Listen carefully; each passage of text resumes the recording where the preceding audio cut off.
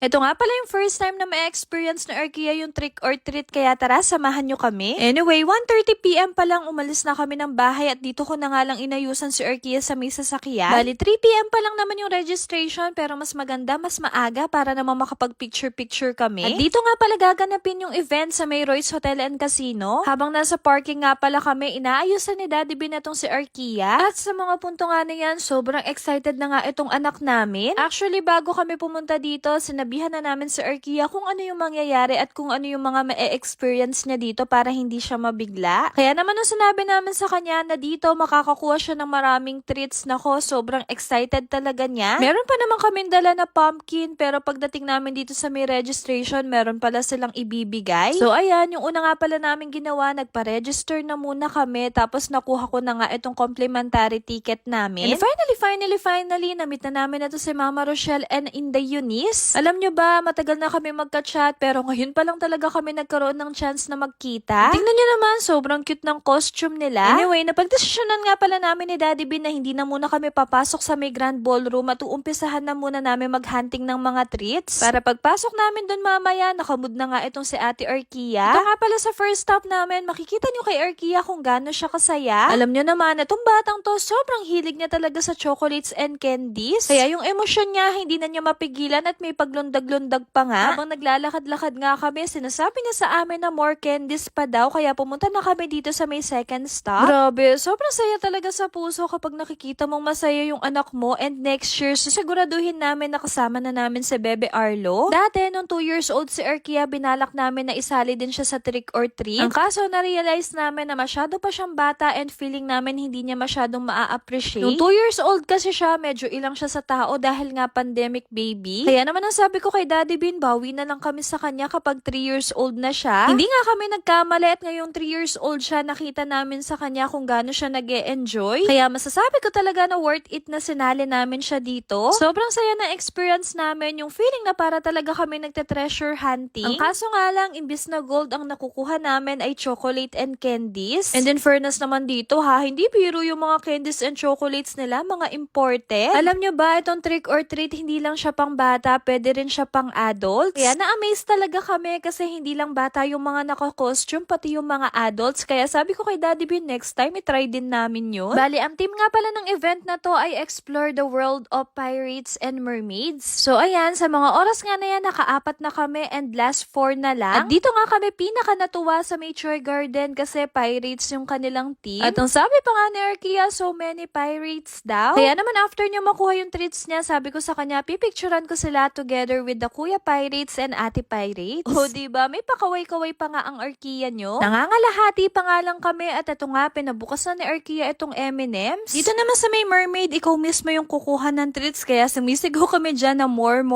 para naman mas marami siyang mailagay dito sa pumpkin niya. And after, ginrab na din namin yung chance at sabi ko nga dito kay Arkia, pipicturean ko na rin siya with Ate Mermaid. Hindi pa nga dyan natatapos at pumunta na nga kami dito sa last. And in fairness naman dito sa treats na to ha, napakabongga kasi ang dami. Ilalagay ko na nga to sa bag ko, kaso ang sabi ni Arkia, open daw at ibuhos nga din daw namin dito sa kanyang pumpkin. Oh, diba? May trust issue yung anak ko, akala niya ata kakainin ko. And after, pumila nga pala kami sa photo booth and ito nga pala yung picture namin. Kung nga pala kami tuloy ang pumasok sa may grand ball, nagpa-video nga pala kami dito sa may labas kasi sobrang ganda. Then after, pumasok na nga kami dito sa may grand ballroom. Ay grabe, wala na talaga kami nasabi ni Daddy Bin kung hindi grabe kasi napakalaki at napakalawak pala neto. Tapos, meron pa nga silang pa big screen kaya ang Arkia nyo nag-enjoy talagang manood. Yung inavail nga pala namin yung may kasama ng food and sinasabi ko talaga sa inyo lahat ng mga snacks dito na gustuhan namin. So ayan, kumuha na muna nga ako na tong chicken lollipop and hotdog, tapos ang Daddy Bin naman kumuha siya ng drinks namin. At syempre, ayan, nagmukbang na nga kami ng Daddy Bin at may pag-cheers pa nga. Nagulat pa nga kami parehas dyan dahil nga sa unang kagat nasarapan na nga kami kaagad. At kitang-kita yun sa reaction namin. Alam niyo yung feeling na gusto pa namin mag-round 2. Then next naman namin tinry itong hotdogs. Bali yung isa nga pala naubos ni Arkia, tapos ito namang isang stick naghati kami ng Daddy Bin. Ngayon nga lang namin na-realize na hindi lang si Arkia yung nag-enjoy, pati nga kaming dalawa. And sobrang busog namin dito kasi ang daming nga nakapaligid na mga pagkain. Nagkisuyo pa nga ako kay Daddy Bin na next naman na kunin niya yung carbonara and popcorn. So ayan, habang wala si Daddy, namit nga pala namin na tong si Baby Pinas. Tapos nagpicture-picture naman kami ni Mami Rochelle Shell and Inday Eunice. Tinatong ko na nga lang itong cellphone ko dito sa may mesa, tapos i-screenshot ko na nga lang. Yan nga pala ni Baby Pinas ng cookies itong si Arkia, kaya thank you so much. Yun nga lang, medyo nagtagal itong si Daddy Bean dahil nga napakahaba ng pila, at pagkabalik nga niya may dala siyang pizza and carbonara. Buti na nga lang, bago kami pumunta dito, hindi kami nag-lunch, kaya nasulit talaga namin yung mga pa-snack nila. Hindi na nga rin nagtagal at nag-umpisa na nga ang show, at itong si Arkia, kinain na nga rin niya yung biskwit niya. Tapos may nakita siyang bata na kumakain ng ice cream, so ayun, niredeem na rin namin na tong kanyang ice cream. Sayang nga lang, may next event pa kami napupuntahan, kaya hindi na namin matatapos ang show. Kaya bago kami tuluyang umalis, ayan, nag-picture-picture at nag-video-video na muna kami dito. Kung makapagbabay nga kami sa isa't isa, akala mo naman hindi kami magkikita sa next na pupuntahan namin. Pero alam nyo ba, bago kami tuluyang umalis, humirit pa nga kami at pumila nga kami dito sa may bubble show. Alam nyo naman, itong si Arkia, paboritong-paborito niya yung bubbles, kaya naman pina-experience na rin namin sa kanya.